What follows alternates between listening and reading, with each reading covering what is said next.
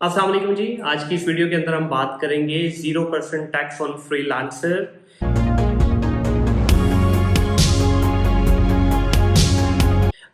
ये वज़ीर आज़म पाकिस्तान जनाब इमरान खान साहब का एक बहुत ही खूबसूरत इक़दाम है हम सब फ्रीलांसर्स के लिए, जिनकी माइक्रो एजेंसीज़ हैं या जो लोग फ्रीलांसिंग के तौर पे काम कर रहे हैं, उनके लिए ये एक अपॉर्चुनिटी दी गई है गवर्नमेंट की तरफ से, जिसके अंदर आपको आपकी जितनी भी रेमिटेंस बाहर से मंगवाएंगे उस पे आपको कोई भी टैक्स नहीं पड़ेगा।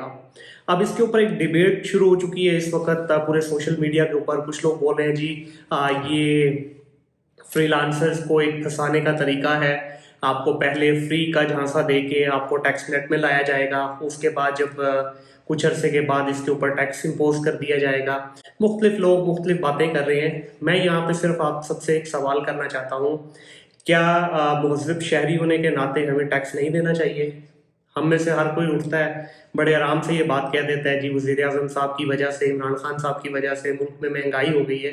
मैं ये पूछता हूँ कि दुनिया का कोई ऐसा मुल्क बता सकता है आप में से कोई, जहाँ पे पिछले 2 साल के अंदर महंगाई ना हुई हो? महंगाई इस वक़्त पूरी दुनिया में हो रही है। हम में से कितने लोग टैक्स देते हैं? चंद लाख लोग हैं 25 करोड़ 26 करोड़ की आबादी में से जो टैक्स देते हैं, और उनमें से भी बहुत सारे ऐसे हैं जिनसे ज़बरदस्ती लिया जाता है। कुछ लोग जो हैं वो विलिंगली देते हैं, कुछ लोग जो देते भी हैं वो प्रॉपर टैक्स नहीं देते। तो फिर हम किस तरह से ये एक्सपेक्ट कर सकते हैं कि मुल्क आगे बढ़ेगा? इन सारी चीज़ों से बाहर निकल के हमें अपने लिए, अपने मुल्क के लिए और हमारी आने वाली नस्लों के लिए हमें सोचना होगा। जब तक हम टैक्स नहीं देंगे, जब तक खुद को एक ज़िम्मेदार शहरी नहीं समझेंगे और नहीं बनेंगे, उस वक़्त तक चीज़ें बेहतर नहीं हो सकती। चाहे वो खान साहब हो, चाहे कोई और गवर्नमेंट हो। देखिए, गवर्नमेंट कोई भी आएगी, चेहरे चेंज होने हैं। जब तक हम खुद का एहतसाब नहीं करेंगे, खुद को वॉलंटियरली हम लोग आगे नहीं लेके आएंगे, तो किस तरह से हम तब्दीली का जो है बोल सकते हैं कि तब्दीली आएगी? नहीं आएगी तब्दीली। वो खान साहब की जगह कोई नया चेहरा भी ला कर रख देंगे, नहीं पॉसिबल चीज़ें।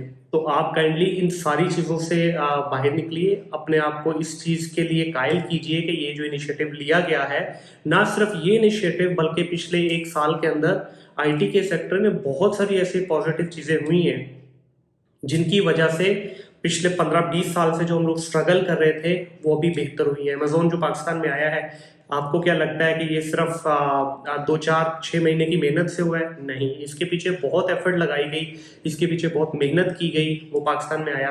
और इंशाल्लाह आने वाले चंद सालों में आप देखेंगे कि अमेज़न खुद यहाँ से हो सकता है लॉन्च भी करे, क्योंकि मार्केट बड़ी है, पोटेंशियल मौजूद है। और हमारे व्यूअर्स का इस वक्त या हमारे जो फ्रीलांसर्स हैं उनका ग्राफ देखें, टॉप 10 में भी हम लोग नहीं आया करते थे, लेकिन पिछले चंद माह की एक अच्छी काविश के बाद इस वक्त हम नंबर 3 नंबर 4 पे खड़े हैं। तो जब आप इतना अल्हम्दुलिल्लाह कमा रहे हैं, उसके अगेंस्ट अगर आपको चले देना भी पड़ जाता है, अगर आपने कोई वर्स्ट केस में जाके सोचना है जी हम पे टैक्स लग जाएगा, चले लग भी जाता है, अगर कुछ देना पड़ भी गया आपको, सबसे बड़ा इसका फायदा क्या होगा? मैं कहता हूँ जी खान साहब ने कुछ नहीं देना आपको, भूल जाए 2 मिनट के लिए कोई गवर्नमेंट आपको कुछ देगी।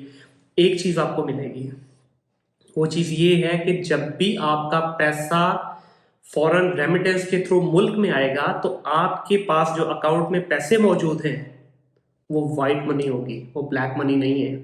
इस वक्त हमारे 90% फ्रीलांसर्स जो हैं उनके पास पैसा तो है, लेकिन उनके पास कोई मनी ट्रेल ही नहीं है। उस पैसे को वो यहाँ से अगर कोई प्रॉपर्टी खरीदना चाहते हैं, कोई गाड़ी लेना चाहते हैं या किसी भी जगह पे इन्वेस्टमेंट करना चाहते हैं, तो उसकी उनके पास कोई वैलिड जस्टिफिकेशन ही नहीं है कि वो कहाँ से पैसा आया।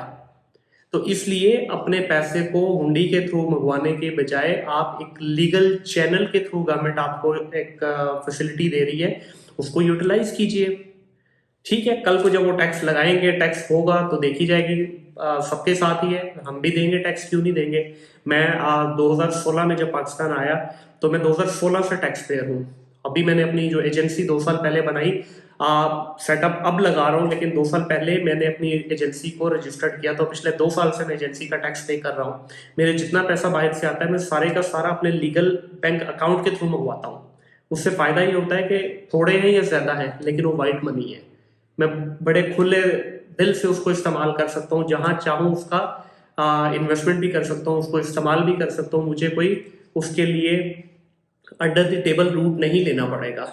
तो आप सबसे भी ये रिक्वेस्ट है कि हम देखिए, हम यंगस्टर जो है, हमारा ये फर्ज बनता है कि हम एक ऐसा रूट अपनाएं, एक ऐसा तरीक़ेकार लेके आगे चलें जिसमें हम लॉन्ग टर्म विजन देख सकें। आखिरी बात इसमें बताऊंगा जो मुझे सबसे ज़्यादा बीइंग अ टैक्स पेयर ये एनटीएन नंबर होने का जो फ़ायदा हुआ, अपवर्क के थ्रू मैंने काफ़ी क्लाइंट्स को कन्वर्ट किया सिर्फ ये चीज़ बोल के कि मेरी कंपनी जो है it's a registered company in my country and I am paying taxes to my government. तो इस वजह से काफ़ी क्लाइंट, इवन एक दो मेरे ओवरसीज पाकिस्तानी भी इस वजह से कन्वर्ट हुए और बहुत सारे गोरे क्लाइंट भी इस वजह से कन्वर्ट हुए कि भाई एक प्रॉपर कंपनी है इनकी, एक जिस भी मुल्क से ये कंपनी है उसका एक प्रॉपर टैक्स नेट के अंदर नाम है।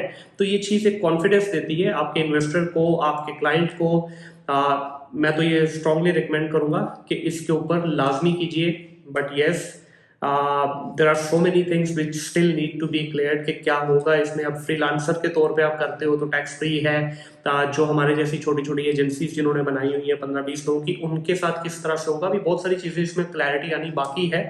फिलहाल मिनिस्ट्री की तरफ से काफ़ी सारी क्लैरिटी आनी इस टॉपिक के ऊपर बाकी है, लेकिन उस वक्त तक मैं स्ट्रांगली रिकमेंड करूंगा कि एज ए फ्रीलांसर आप अपने आप को ज़रूर रजिस्टर्ड कीजिए, अपनी ऑथेंटिसिटी जहाँ तक हो सकता है उसको मजबूत कीजिए।